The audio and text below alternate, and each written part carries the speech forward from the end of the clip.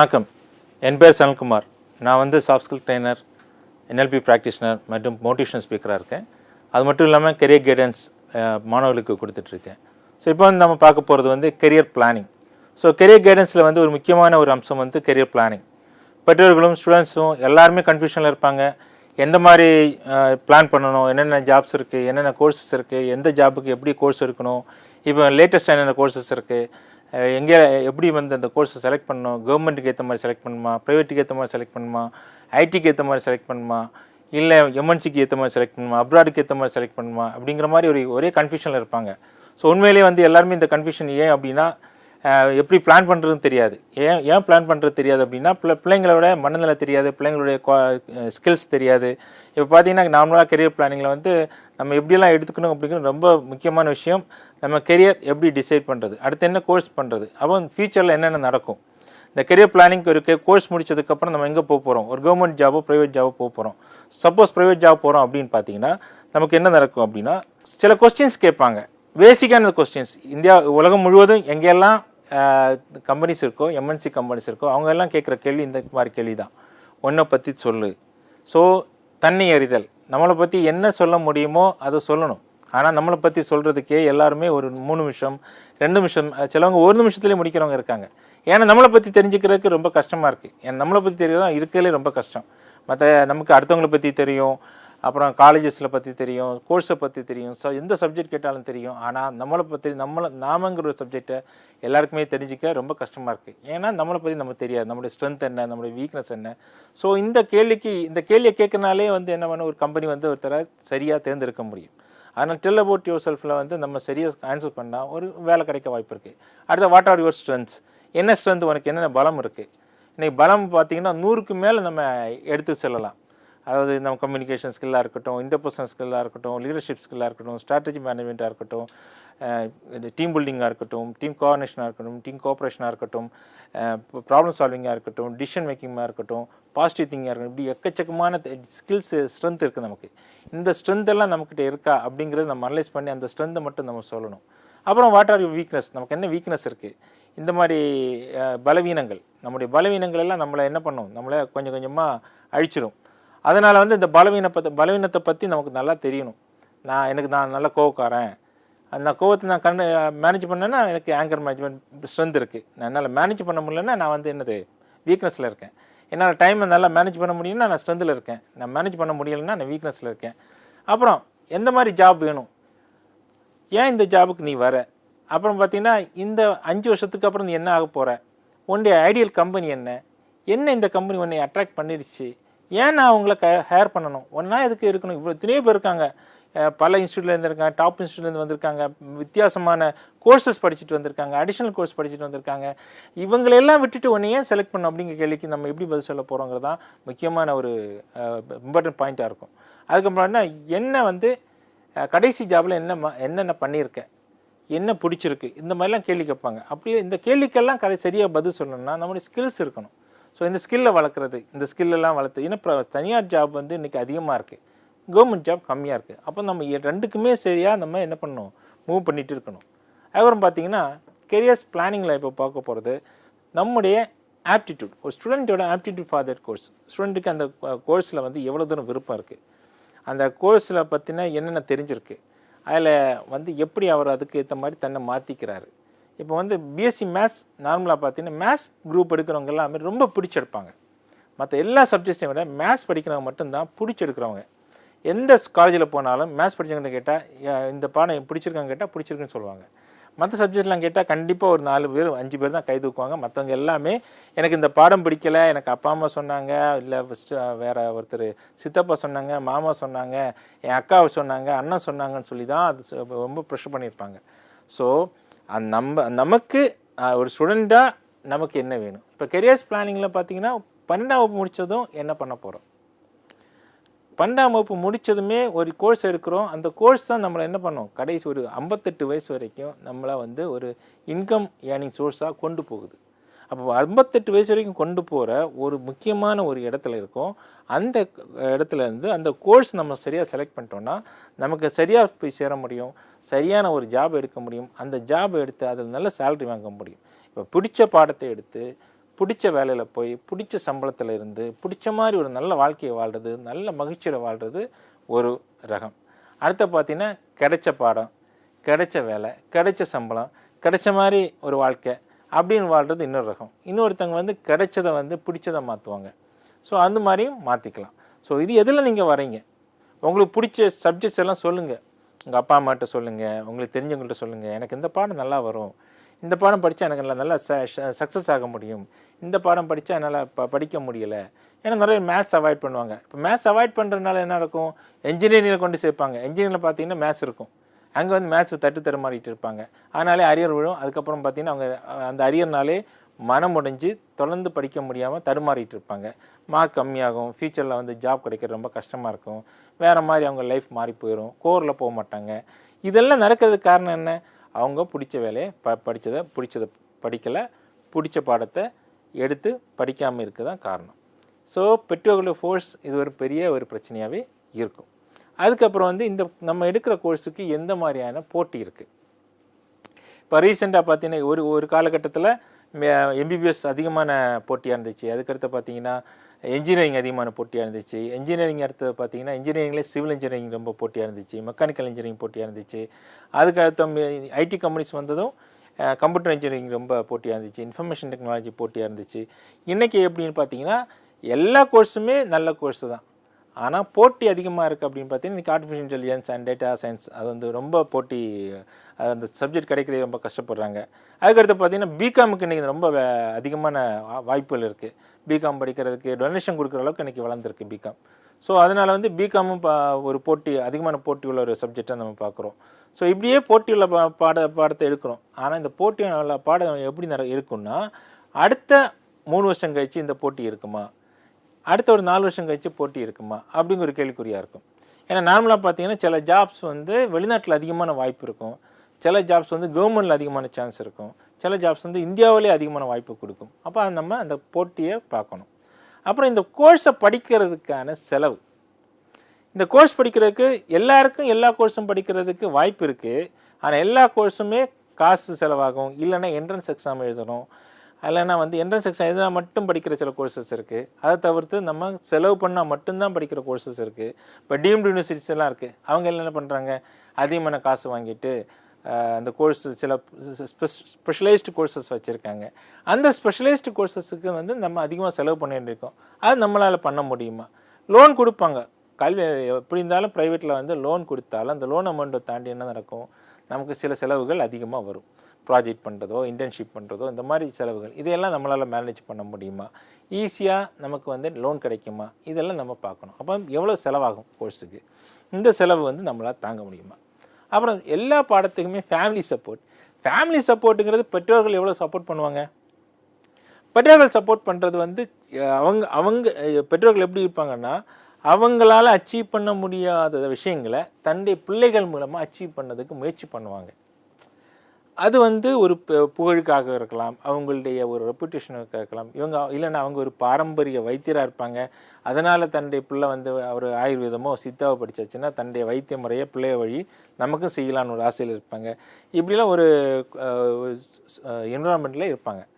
So இந்த சூழலில் வந்து ஃபேமிலி எப்படி கன்வின்ஸ் பண்ண போகிறீங்க. அப்போ ஃபேமிலி சப்போர்ட் பண்ணுமா நம்ம படிக்கிற கோர்ஸுக்கு. நான் வந்து நடிக்க போகிறேன், எந்த பேரண்ட்ஸுமே சம்மதிக்க மாட்டாங்க. அப்போ என்ன பண்ணுறது, இல்லை டைரக்ஷன் பண்ண போகிறேன், இந்த மாதிரி சில கோர்ஸுக்கெல்லாம் ஃபேமிலி சுத்தமாக சப்போர்ட் பண்ண மாட்டாங்க. சில கோர்ஸுக்கு ரொம்ப அதிகமாக சப்போர்ட் பண்ணுவாங்க. சிவில் படிக்கிறேன்னா உடனே சப்போர்ட் பண்ணுவாங்க, மெக்கானிக்கல்னால் சப்போர்ட் பண்ணுவாங்க, எம்பிபிஎஸ்னால் சப்போர்ட் பண்ணுவாங்க, லான்னா சப்போர்ட் பண்ணுவாங்க. அப்போ சூப்பர் ஸ்பெஷாலிட்டிஸ், ஸ்பெஷல் கோர்ஸு, புதுசாக வந்திருக்க கோர்ஸ், இந்த மாதிரி கோர்ஸு சப்போர்ட் கிடைக்குமான்னு கேட்டால் கொஞ்சம் அந்த பேரண்ட்ஸு உங்களை புரிஞ்சுக்கிட்டால் மட்டும்தான் அந்த சப்போர்ட் கிடைக்கும். அப்போ அவங்கள எப்படி புரிய வைக்கிறது, நான் வந்து நல்லா படிப்பேன், நல்லா சாதிக்க முடியும், நான் வந்து சாதனையாளர், எனக்கு இவ்வளோ பலம் இருக்குது, நான் இதிலெல்லாம் நல்லா பண்ணுறேன் அப்படிங்கிற ஒரு விருப்பம் அதை பற்றி உங்களுடைய அப்பா அம்மாவுக்கு சொல்லியிருந்தீங்கன்னா கண்டிப்பாக உங்களுக்கு ஃபேமிலி சப்போர்ட் கிடைக்கும். ஸ்போர்ட்ஸ் பார்த்தீங்கன்னா ஸ்போர்ட்ஸில் வந்து நிறைய வாய்ப்புகள் இருக்குது. ஃபார்ம் 3, ஃபார்ம் 2, ஃபார்ம் 1 இதெல்லாம் எடுத்துட்டோன்னா நமக்கு ஈஸியாக ஸ்போர்ட்ஸ் கோட்டாவில் ஜாப் கிடைக்கிறதுக்கு வாய்ப்பு இருக்குது. அப்படின்னா இந்த ஸ்போர்ட்ஸுக்கு எத்தனை பேரண்ட்ஸ் சப்போர்ட் பண்ணுறாங்க. பேரண்ட்ஸுக்கு பயம், நம்ம ஸ்போர்ட்ஸில் ஏதோ ஒன்று ஆயிடுச்சுன்னா பையன் வேணும் பொண்ணும் வந்து அச்சீவ் பண்ண முடியாமல் போயிடுச்சுன்னா நம்ம என்ன பண்ணுவோம் அப்படிங்கிற பயத்திலே இவங்களை மேக்ஸிமம் என்ன பண்ணுறதில்ல, ஸ்போர்ட்ஸுக்கு என்கரேஜ் பண்ணுறதில்ல. ஸ்போர்ட்ஸுக்கு என்கரேஜ் பண்ணாதனாலே நிறைய பசங்க வந்து என்ன பண்ணுறாங்க, படிக்க வந்துட்டு வேணும்னே படிக்காமல் அப்பா அம்மா கூட என்ன பண்ணுறாங்க, ஒரு எதிரி மாதிரி பார்த்துக்கிட்டு அந்த பகையை உருவாக்கி அந்த படிக்காமலே அவங்கள்ட்ட பழி வாங்குற உணர்ச்சியை உருவாக்கி வச்சுருக்காங்க. ஸோ இதனால் வந்து நிறைய பசங்க நான் பார்த்துருக்கேன். ஒரு அட்லீஸ்ட் ஒரு காலேஜுக்கு 10 பசங்களாவது மினிமம் இந்த ஒரு உணர்வோடு இருக்கிற பசங்களை நான் பார்த்துருக்கேன். இது ஏன் வந்திருக்கு அப்படின்னா, பெற்றோர்கள் தன்னை வந்து தன்னுடைய ஆசையை வந்து திணிக்கிறதுனால. ஸோ அடுத்து பார்த்தீங்கன்னா job opportunities after doing this course. வேலை வாய்ப்பு நம்ம படித்து முடித்ததும் என்ன வேலை வாய்ப்பு, இப்போ நிறைய வேலை இருக்கும். நான் இப்போ படிக்க ஆரம்பிக்கும்போது வேலை அதிகமாக இருக்கும், அந்த கோர்ஸை நான் எடுத்திருப்பேன். ஆனால் 4 வருஷம் கழிச்சு இந்த வேலைக்கான வாய்ப்புகள் குறைஞ்சிருக்கு. ஏன்னா இந்த 4 வருஷத்தில் எவ்வளோ மாற்றங்கள் நடந்திருக்கும், அந்த கோர்ஸுக்கான வாய்ப்புகள் மாறி இருக்கும், இல்லைன்னா அதுக்கான காம்படிஷன் குறைஞ்சிருக்கும், இல்லைன்னா அதுக்கான ப்ராஜெக்ட்ஸு குறைஞ்சிருக்கும். ஐடியை பார்த்தீங்கன்னா ஒரு வருஷம் கோர்சஸ் மாறிக்கிட்டே இருக்கும். அப்போ கோர்சஸ் மாறும்போது அப்டேஷன் இல்லைன்னா நமக்கு என்ன வாய்ப்பு இருக்காது. இப்போ 4 வருஷம் முடியும் போது அப்டேஷன் கோர்சஸ் நம்ம இல்லை அப்படின்னு வரும்போது நமக்கு ஜாப் கிடையாது. அப்போ என்ன பண்ணுவோம் அப்படின்னா, நம்ம என்ன பண்ணோம், 4 வருஷம் கழிச்சு இல்லை 3 வருஷம் கழிச்சு, அதாவது டிகிரி யூஜி முடித்ததுக்கப்புறம், இல்லைன்னா ஒரு பிஎஸ்சி முடித்தானா 3 வருஷம், பிகாம் முடித்தா 3 வருஷம், பிஇ முடித்தா 4 வருஷம். இந்த காலகட்டம் முடிஞ்சதுக்கப்புறம் என்னென்ன வேலைவாய்ப்புகள் ஸ்டேபிளாக இருக்கும், அந்த வேலைக்கு என்னென்ன புதிய அட்வான்ஸ் டெக்னாலஜிஸ் வந்திருக்கும், அதை எப்படி வந்து புதுசாக ஏதாவது அப்டேட்டடாக மாறுமா, ஸோ ஏதாவது அடிஷனல் கோர்ஸ் முடித்தா அந்த ஜாபில் இன்னும் அதிகமான வேலைவாய்ப்புகள் கிடைக்குமா, இப்படியெல்லாம் யோசிச்சிங்கன்னா தான் என்ன பண்ண முடியும், அதில் ஜாப் ஆப்பர்ச்சுனிட்டிஸ் இருக்குது, அடுத்து நம்ம போக முடியும் அப்படின்னு நம்மளால் என்ன பண்ண முடியும், ஃபிக்ஸ் பண்ண முடியும். ஸோ அதனால் வந்து கெரியர் பிளானிங்கில் இதையெல்லாம் நீங்கள் என்ன பண்ணணும், கன்சிடர் பண்ணணும். உங்களுடைய ஸ்டூடெண்ட்ஸ் ஆப்டிடியூட், அந்த கோர்ஸை பற்றின விஷயங்கள், அதுக்கேற்ற மாதிரி ஸ்டூடெண்ட் இருக்காங்களா அப்படிங்கிறத நம்ம பார்க்கணும். அதுக்கான போட்டிகள் எவ்வளோ இருக்குதுன்னு பார்க்கணும், அதுக்கு எவ்வளோ செலவாகுதுன்னு பார்க்கணும், ஃபேமிலி சப்போர்ட் எவ்வளோ இருக்குதுன்னு பார்க்கணும், அப்புறம் எவ்வளவு வேலை வாய்ப்புகள் இருக்குது அப்படிங்கிறதையும் நம்ம பார்க்கணும். இப்போ இல்லை, 4 வருஷம் கழிச்சு ஒரு படித்து முடிச்சதுமான வேலை வாய்ப்புகள் எவ்வளோ இருக்குதுன்னு நம்ம பார்க்கணும். இதை பண்ணி தான் நம்ம என்ன பண்ண முடியும், கெரியர்ஸ் பிளானிங் பண்ண முடியும். ஸோ நம்ம என்ன ஆகணும் அப்படின்னு நினைக்கிறோம் இல்லையா, நம்ம பைலட் ஆகலாம்னு நினைக்கிறோம், ஃபேஷன் டிசைனர் ஆகலாம்னு நினைக்கிறோம், எக்கனாமிஸ்ட் ஆகலாம்னு நினைக்கிறோம், டாக்டர்ஸ் ஆகலாம்னு நினைக்கிறோம், இன்ஜினியர் ஆகலாம்னு நினைக்கிறோம். ஸோ இதெல்லாம் ஆசை இருக்குது, நிறைய ஆசை. நம்ம மேலே பறக்கணும்னு ஆசை இருக்கும், ஃபேஷன் டிசைனர்னா கோடிகள் சம்பாதிக்கலாம்னு ஆசை இருக்கும், ஒரு நாள் எக்கனாமிஸ்ட் ஆகிடுச்சுன்னா ஒரு நோபல் ப்ரைஸ் வாங்குற அளவுக்கு நம்மளால் ஒரு எக்கனாமிஸ்ட்டாக மாற முடியும்னு நினைக்கிறோம். ஒரு டாக்டர்னா டாக்டர் சூப்பர் ஸ்பெஷாலிட்டி, அப்புறம் சூப்பர் ஸ்பெஷாலிட்டி டாக்டராக மாறணும்னு நினைக்கிறோம். என்ஜினியர்னா எவ்வளோ இன்ஜினியரிங் இருக்குது, ஏதாவது ஒரு இன்ஜினியரை ஸ்பெஷலைஸ் பண்ணி நம்ம அதிகமான சம்பளம் வாங்குற அளவுக்கு இன்டர்நேஷ்னல் லெவல் அளவுக்கு போகிறதுக்கு வாய்ப்பு இருக்குதுன்னு நினைக்கிறோம் இல்லையா. ஸோ இதெல்லாம் ஆப்பர்ச்சுனிட்டிஸ் இருக்குது. அப்புறம் என்ன ஆக்சுவலி நமக்கு இந்த படிப்பு முடித்ததுக்கப்புறம் நமக்கு என்ன வேணுங்கிறத நம்ம யோசிக்கணும். உண்மையிலே எல்லாருக்கும் எல்லாம் தேவை கிடையாது. எல்லோரும் பணத்துக்காக வந்து இந்த படிக்கலை. ஒரு அடுத்த பாடம் 12 முடித்ததும் பாடம் எடுக்கிறது வந்து மனசுக்குள்ளே ஒன்று இருக்கும், வெளியே ஒன்று காமிச்சிட்டு இருப்பாங்க. ஆனால் உண்மையில் அந்த உள்ளே உள்ளதை கண்டுபிடிச்சாங்கன்னா கரெக்டாக தெரியும். உள்ளே என்ன இருக்கும், எனக்கு இந்த சொசைட்டி, இந்த சமூகம் என்னை ரொம்ப மதிக்கணும், மரியாதையாக நடத்தணும், எந்திரிச்சு நின்று வணக்கம் சொல்லணும், இல்லை எந்திரிச்சின்னு சல்யூட் சொல்லணும், ஏதோ ஒன்று இருக்கும். அந்த மரியாதை, இந்த மரியாதைக்காகவே வாழ்கிறவங்க நிறைய பேர் இருக்காங்க. ஏன்னா அடுத்தவங்க தான் வாழ்கிறவங்க, அடுத்தவங்க நம்மளை மதிக்கணும், அடுத்தவங்க எங்கே போனாலும் நம்மளை கூப்பிடணும், ஒரு விழானா கூப்பிடணும், வீட்டில் சொந்தங்களுக்கு இடையில் அவங்க நம்மளை பார்த்து மதிக்கணும், வந்திருக்காங்க இந்த டீச்சர் வந்திருக்காங்க, இல்லை வந்து பெரிய ஆஃபீஸர் வந்திருக்காங்க அப்படின்னு சொந்தங்க மத்தியில் சொல்லணும். அவங்க படிச்சுருங்க, எவ்வளோ படிச்சிருக்காங்க பார்த்தியா, எவ்வளோ பெரிய ஆள் பார்த்தியா அப்படின்னு சொல்லணும். இந்த மாதிரியான மரியாதைகளுக்காக படிக்கிறவங்க நிறைய பேர் இருக்காங்க. அப்போ நீங்கள் மரியாதைக்காக படிக்கிறீங்களா? இப்போ மரியாதைக்காக படிக்கணும் என்னென்ன படிப்பு இருக்குது அப்படிங்கிறதையும் யோசிக்கணும். அதுக்கப்புறம் பணம் அல்டிமேட். ஸோ பணத்துக்காக நம்ம என்ன பண்ணுறோம், படிக்கிறோம். பணம் வந்து 10,000 சம்பளத்துலையும் ஜாயின் பண்ணலாம், இல்லை 4 கோடி 5 கோடி 10 கோடின்னு சம்பளத்துக்கு ஜாயின் பண்ண வாய்ப்பு இருக்குது. ஐயோ அவ்வளோ வாய்ப்பு இருக்காமல் ஆமாம் வாய்ப்பு இருக்குது. எல்லாமே ஒரே மாதிரி தான் படிக்கிறாங்க, ஒரே மாதிரி 12th தான் படிக்கிறாங்க, ஒரே மாதிரி டிகிரி தான் படிக்கிறாங்க. ஆனால் கொஞ்சம் பேர் 10,000 வாங்குறாங்க, கொஞ்சம் பேர் லேக்ஸ் அப்போ போகிறாங்க, அதுக்கப்புறம் க்ரோர்ஸில் போகிறாங்க. ஸோ இதெல்லாம் எப்படி, அப்போ நம்முடைய முயற்சி, நம்முடைய விடாமுயற்சி, அர்ப்பணிப்பு, ஃபுல்லாக டெடிக்கேட்டாக படிக்கிறது, இதெல்லாம் இருந்தால் மட்டும்தான் நம்மளால் அந்த அளவுக்கு அச்சீவ் பண்ண முடியும். ஒரு கூகுளில் சிஇஓ வந்து சுந்தர் பிச்சை வந்து கோடிக்கணக்கில் வாங்குறார். காரணம் என்ன, அவருடைய ஸ்கில்ஸை டெவலப் பண்ணியிருக்காரு, அவருக்கு சரியான இடத்துல படிச்சிருக்காரு, நல்ல கோர்ஸ் எடுத்திருக்காரு, கரெக்டான கம்பெனியில் ஜாபில் ஜாயின் பண்ணார், அவருக்கான களம் அமைஞ்சிச்சு, அவர் கூகுள் குரோமை கண்டுபிடிக்கிறாரு. இது எல்லாமே எதனால், அவருடைய விடாமுயற்சி, அர்ப்பணிப்பு இதெல்லாம் இருந்ததுனால தான். முழு மனசோட எதில் நம்ம ஈடுபடுறோமோ அதை நம்ம கண்டிப்பாக அச்சீவ் பண்ண முடியும். அது எப்படி அச்சீவ் பண்ண முடியும்? நமக்கு பிடிச்ச விஷயங்கள், நமக்கு ஏற்ற மாதிரியான களங்கள் எல்லாம் அமைகிறதுக்கான வழிகளை உருவாக்கிட்டோம்னா இந்த மாதிரி எல்லாமே அமையும். அப்படின்னா பணத்துக்கு என்ன பண்ணுறது? ஸோ லேக்ஸ் அண்ட் லேக்ஸ் சம்பளம் வாங்குறதுக்கு நம்ம பன்னெண்டு முடிச்சதும் எடுக்கிற பாடம், அந்த பாடத்தை எவ்வளோ தூரம் அர்ப்பணிப்போட படிக்கிறோம், அதில் எவ்வளோ மார்க் வாங்குகிறோம், அந்த பாடத்தை எவ்வளோ தூரம் அப்ளிகேஷன் ஓரியன்டாக சொல்ல போகிறோம். அப்புறம் அந்த அப்ளிகேஷன் நம்ம வேலையில் போகும்போது அதை எவ்வளோ தூரம் யூஸ் பண்ணுறோம், நம்முடைய திறமைகளை எப்படி அதிகப்படுத்துகிறோம். இது எல்லாமே சேர்ந்து தான் நம்ம என்ன பண்ண போகிறோம்? அதிகமான காசு சம்பாதிக்க போகிறோம். அப்போ காசு சம்பாதிக்கணும்னா கண்டிப்பாக எல்லாமே வேணும். 100க்கு மேற்பட்ட ஸ்கில்ஸை டெவலப் பண்ணணும், நாலேஜை டெவலப் பண்ணணும், நம்முடைய பாசிட்டிவ் ஆட்டிடியூட் எப்போவுமே அதிகமாக இருக்கணும். இப்போ இந்த நாலேஜில்ங்கிற இடத்துல தான் நம்ம வந்து 12ஆம் கிளாஸ் முடிச்ச அப்புறம் எங்கே போய் படிக்க போகிறோம்? ஐஐடி படித்தா 40 லட்சம் மேலே சேலரி கொடுக்குறாங்க. இல்லைனா ஒரு டிகிரி முடிச்சுட்டு இந்தியன் இன்ஸ்டியூட் ஆஃப் மேனேஜ்மெண்ட்டில் முடிச்சிங்கன்னா கோடிக்கணக்கில் கொடுக்குறாங்க. காரணம் என்ன? அந்த இன்ஸ்டியூட்டில் படிக்கிறதுனால அந்த இன்ஸ்டியூட்டில் உள்ளவங்கள நம்பிக்கை, அவங்க அந்தளவுக்கு ப்ராஃபிட்டை ஒரு கம்பெனி கொடுப்பாங்க. அந்த நம்பிக்கையில் தான் அவங்களுக்கு அந்த ஜாபை கொடுக்குறாங்க. அப்போ நம்ம ஒரு கம்பெனிக்கு அதிகமான ப்ராஃபிட் கொடுக்குற அளவுக்கு நம்முடைய ஸ்கில்ஸும் திறமையும் நாலேஜ் இருந்துச்சுன்னா நம்மளால் அதிகமாக சம்பாதிக்க முடியும். அதுக்கப்புறம் சாட்டிஸ்ஃபேக்ஷனை பொறுத்த வரைக்கும் நிம்மதி, எப்போவுமே திருப்தியாக இருக்கணும், நிம்மதியாக இருக்கணும், எப்போவுமே நம்ம செய்கிற வேலையில் சந்தோஷமாக இருக்கணும். இது எல்லாம் இருந்துச்சுன்னா தான் நம்ம என்ன பண்ணுறோம்? நல்லா நல்லா என்ன சொல்கிறது, ஒரு திருப்தியோட அமைதியோடு இருப்போம், சந்தோஷமாக இருப்போம், இன்னும் அதிகமாக சந்தோஷமாக இருப்போம் இல்லையா? அதுக்கப்புறம் புகழுக்காக வர்றவங்க, ஃபேம். யாரெல்லாம் புகழுக்கு என்னென்ன புகழ் இருக்குது அப்படிங்கிறது, அவார்டு வாங்கணும், நோபல் ப்ரைஸ் வாங்கலாம், ஆஸ்கார் அவார்டு வாங்கலாம், இந்த மாதிரி புகழுக்காக இயங்குறவங்க இருப்பாங்க. நான் வந்து ஒரு பெரிய கூட்டத்தில் வந்து எல்லார் முன்னாடி வந்து பெரிய ஆளாக இருக்கணும், இல்லைனா வந்து எல்லாருக்கும் வந்து எல்லோரும் என்னை வந்து வாழ்த்தணும், ஸோ என்னை வந்து எப்போவுமே எல்லோரும் பேசணும், என்னை பற்றி தான் அதிகமாக பேசணும் அப்படின்னு நினைக்கிற கோர்சஸ் இருக்குது. ஸோ அந்த மாதிரி கோர்சஸ் இப்போ டைரக்ஷன், விஷுவல் கம்யூனிகேஷனில் எல்லா கோர்ஸுமே வந்து இந்த மாதிரி ஒரு ஏரியா தான், செலிப்ரிட்டி மோடில் உள்ளது தான். ஸோ அதில் அதே மாதிரி டிசைனர்ஸ், ஸ்பெஷல் டிசைனர்ஸுக்கு அதிகமான புகழ் இருக்குது, சில என்ஜினியர்ஸுக்கு புகழ் இருக்குது, சில அட்வொகேட்ஸுக்கு புகழ் இருக்குது, சில டாக்டர்ஸுக்கு புகழ் இருக்குது.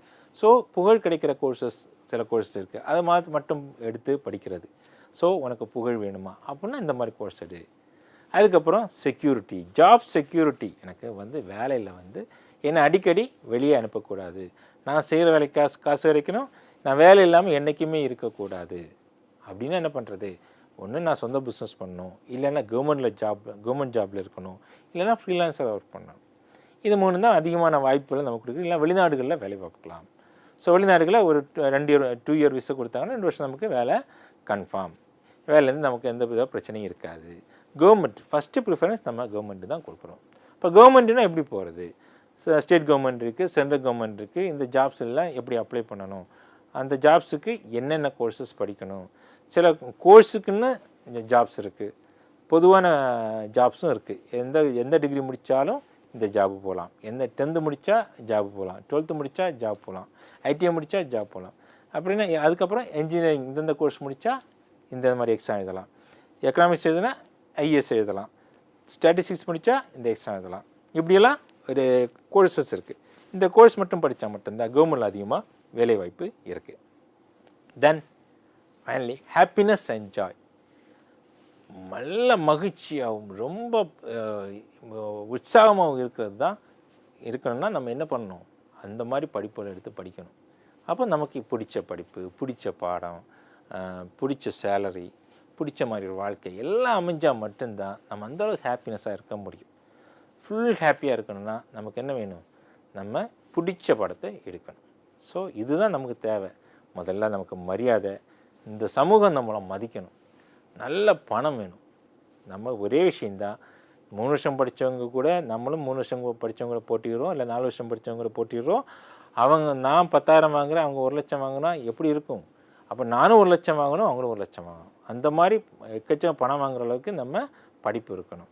அப்புறம் புகழ் இருக்கணும், அதுக்கப்புறம் நிம்மதி இருக்கணும், அதுக்கப்புறம் நமக்கு பாதுகாப்பு இருக்கணும், வேலை பாதுகாப்பு இருக்கணும், அப்புறம் சந்தோஷம் இருக்கணும், உற்சாகமான ஒரு சந்தோஷமான வாழ்க்கை நமக்கு இருக்கணும். இதுக்காக தான் நம்ம ஃபுல்லாக 100% ஒர்க் பண்ணிகிட்ருக்கோம். இதுதான் நம்ம ஆசையாக இருக்கும். இது எந்த படிப்பு கொடுக்குது, எந்த வேலை கொடுக்குறங்கிறத நம்ம ஆராய்ச்சி நாமளே தேடி நம்ம கண்டுபிடிக்கணும்.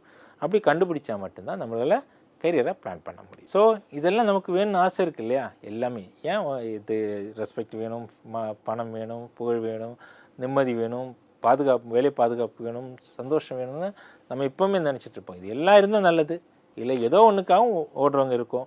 ஸோ புகழுக்குன்னா ஒரு அத்லெட்ஸு, ஸ்போர்ட்ஸு, மியூசிக்கு இந்த மாதிரி இதெல்லாம் போகிறவங்களும் இருக்கும். ரைட். அதுக்கப்புறம் எது நம்மளை வந்து கெரியரை சக்ஸஸ்ஃபுல்லாக கொண்டு போகாமல் பார்க்குது. அப்போ நம்முடைய விருப்பத்துக்கேற்ற கெரியர் அமையலை. அப்போ எனக்கு எந்த விருப்பம் ஒன்றா இருக்கும், எனக்கு கெரியர் வேறு ஒன்றா இருக்கும். இன்றைக்கி நிறைய பேர் வந்து மாறி தான் வேலை பார்க்குறாங்க. பிடிச்ச வேலை பார்க்குறவங்க எத்தனை பேர் இருப்பாங்க? 90% இருக்க மாட்டாங்க, ஒரு 50% தான் இருப்பாங்க. அதே மாதிரி என்னுடைய திறமைக்கேற்ற வேலை கிடைக்கல, எனக்கு அவ்வளோ திறமை இருக்குது, அவ்வளோ அறிவு இருக்குது, அவ்வளோ நாலேஜ் இருக்குது, ஆனால் எனக்கு அந்த மாதிரி ஒரு வேலை அமையலை. என்னுடைய பர்சனாலிட்டி, என்னுடைய ஆளுமை திறனுக்கேற்ற ஒரு வேலை அமையலை. நான் வந்து ப்ராப்ளம் சால்விங் நல்லா பண்ணுவேன், டிசிஷன் மேக்கிங் நல்லா பண்ணுவேன், டீம் பில்டிங் நல்லா பண்ணுவேன், லீடர்ஷிப் நல்லா பண்ணுவேன், ஸ்ட்ராட்டஜி நல்லா பண்ணுவேன், பிளானிங் நல்லா பண்ணுவேன். ஆனாலும் எனக்கு அந்த மாதிரியான வேலை அமையலை. அதனால் எனக்கு இதையெல்லாம் யூஸ் பண்ணி என்னால் என்ன பண்ண முடியலை, கெரியரில் அடுத்தடுத்த நிலைக்கு போக முடியலை. அப்போ நான் வந்து தடுமாறிக்கிட்டு இருக்கேன். ஸோ இதெல்லாம் வந்து என்னுடைய கெரியரை சக்ஸஸ் பண்ணாமல் பின்னாடி எடுத்துக்கிட்டு இருக்கு. ஸோ அதனால் நான் இதெல்லாம் இல்லாமல் இருக்கணும் அப்படின்னா நான் என்ன பண்ணணும், அதுக்கு தகுந்த மாதிரியான பிளானை நான் போட்டாகணும். ஏன் வந்து ஒருத்தர் வந்து சரியான தனக்கு ஏற்ற மாதிரியான ஒரு கெரியரை எடுக்கலை? Opportunity perception. ஸோ ஒரு நமக்கு என்ன வாய்ப்பு இருக்குங்கிறத எப்படி கணிக்கிறோம் அப்படின்னா, இது வந்து ரொம்ப க்ரோயிங் ஃபீல்டு, இதில் இருந்து நமக்கு எப்போவுமே வேலை கிடைக்கும், இல்லை இது வந்து ஒரு நல்ல வேலை, இல்லை வந்து இது வந்து நான் படிச்சிருக்கேன், இது வந்து ஒரு நல்ல ஒரு வேலை வாய்ப்பை கொடுக்கும் அப்படின்னு நினைக்கிறோம். உண்மையிலே அப்படின்னா இப்போதைக்கு அதுதான். இன்றைக்கி வந்து இந்த வேலைகள் நல்லா இருக்குது, இன்றைக்கி வந்து இந்த வேலைகள் நல்லா இருக்குது, நாளை கழிச்சு எவ்வளோ வேலைகள் வந்துட்டு போயிடுச்சு, எவ்வளோ கோர்சஸ் வந்துட்டு போயிடுச்சு. ஆனால் எல்லா கோர்ஸுமே தொடர்ந்து நினைக்கிற அளவுக்கு இன்றைக்கி வாய்ப்புகள் இல்லை. ஏரோஸ்பேஸ் இன்ஜினியரிங், ஏரோநாட்டிக்கல் இன்ஜினியரிங் இந்த கோர்ஸ் எல்லாம் முடிச்சுட்டு நிறைய பேர் தடுமாறிட்டு இருக்காங்க. எலக்ட்ரானிக்ஸ் அண்ட் கம்யூனிகேஷன் இன்ஜினியரிங் தடுமாறிட்டு இருக்காங்க, மரைன் இன்ஜினியரிங் தடுமாறிட்டு இருக்காங்க. காரணம் என்ன? Biotechnology, பயோடெக்னிக்கல் engineering. ஸோ இந்த படிக்கும்போது ஒன்று வந்து வெளியூர் போகிறதுக்கு தயாராக இருக்கணும், அடுத்தது வெளிநாட்டுக்கு போகிறது தயாராக இருக்கணும். இந்த மாதிரி இருந்தால் மட்டும்தான் குறிப்பிட்ட சில கோர்ஸ் நம்ம செலக்ட் பண்ணணும். நம்ம உள்ளூர்லேயே வேலை பார்க்கணும், உள்ளூரில் தான் வேலை கிடைக்கும், கவர்மெண்ட்டில் தான் வேலை பார்க்கணும் அப்படின்னா சில கோர்ஸஸுக்கு அந்த வாய்ப்பே கிடையாது. அப்படின்னா நம்ம ஆப்பர்ச்சுனிட்டி பர்செப்ஷனில் நம்ம தவறாக கணிக்கிறோமா? இந்த வேலைக்கு இப்போ மெக்கானிக்கல் முடித்தா எப்போவுமே வேலை கிடைக்கும், ஆமாம் உண்மை தான். சிவில் படித்தா எப்போவுமே வேலை கிடைக்கும். அது ஆட்டோமொபைல் போயிட்டோம்னா இன்னும் ஸ்பெஷலைஸ் ஆகிரும், ஏரோநாட்டிக்கல் முடித்தோன்னா ஸ்பெஷலைஸ் ஆகிரும், அப்புறம் மரைன் படித்தோன்னா ஸ்பெஷலைஸ் ஆகிரும். ஸோ உடனே வேலை வாய்ப்பு கிடைக்குமா? அப்போ அதுக்கான இடம் அமைஞ்சால் தான் கிடைக்கும். அதுக்கான ஊருக்கு போகணும், அந்தந்த ஊருக்கு போகணும், அங்கே போய் தேடணும், அந்த இன்டர்வியூஸ் அட்டென்ட் பண்ணணும், அதுக்கப்புறம் தான் அந்த வேலைகள் கிடைக்கும். அப்போ ஆப்பர்ச்சுனிட்டி, அந்த வேலை வாய்ப்புகளை பற்றின தவறான கணிப்புகள் இருந்தால் நம்மளால் என்ன பண்ண மேட்ச் பண்ணி போக முடியாது. இப்போ படிக்கும்போது நல்லாயிருக்கும், அதுக்கப்புறம் 4 வருஷம் கழிச்சு ஐயோ என்ன பண்ணுறது, இந்த கோர்ஸ் வந்து ரொம்ப வேல்யூ இல்லையே அப்படின்னு இருக்கும். இந்த மாதிரி நிறைய கோர்சஸ் இருக்குது, சொன்னால் சரி வராது. அந்த கோர்ஸஸை எடுக்காமல் இருக்கிறது பெட்ரு. ஆனால் எல்லா கோர்ஸும் வாய்ப்பு இருக்குது, ஆனால் அந்த வாய்ப்புக்கு ஏற்ற மாதிரி நாம் இருக்கமாங்கிறது தான் முக்கியம். ஏன்னா நான் வந்து வெளியூர் போக மாட்டேன், உள்ளூரில் தான் இருப்பேன். அப்படின்னு நான் அந்த கோர்ஸ் எடுத்துகிட்டு நான் என்ன பண்ணுறது?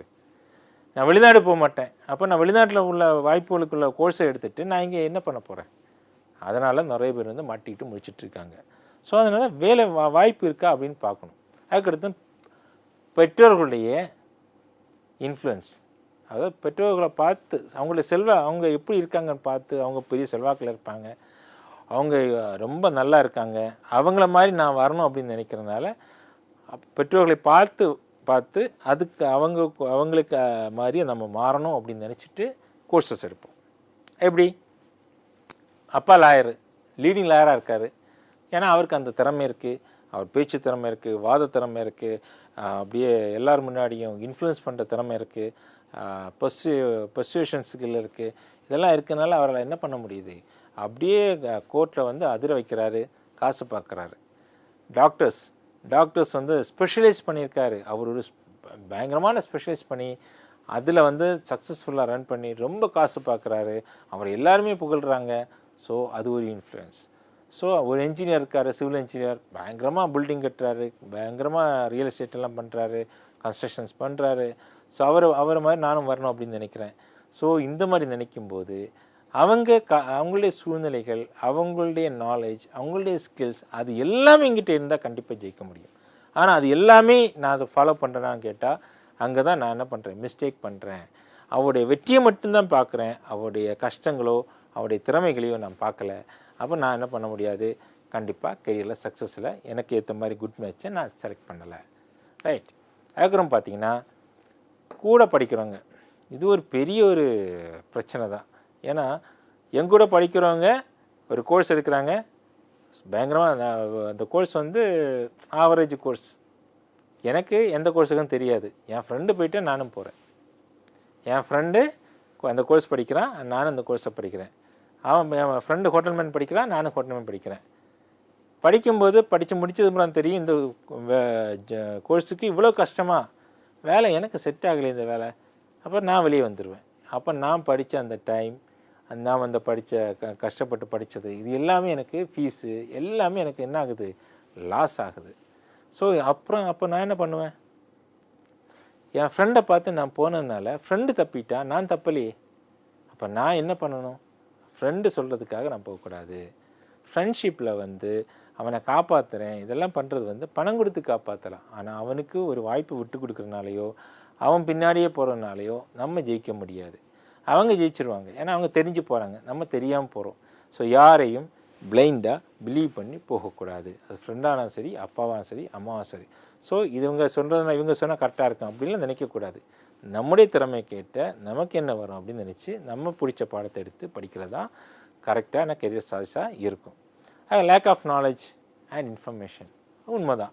இன்றைக்கி லேக் ஆஃப் நாலேஜ் நிறைய பேர்ட்டு கேளுங்க, 12ஆம் கிளாஸ் படிச்சுட்ருக்கோம் அத்தனை பேர்ட்டையும் கேளுங்க, அடுத்து என்ன படிக்க போகிறீங்கன்னு தெரியாது. ஏன் இன்னும் டிசைட் பண்ணல.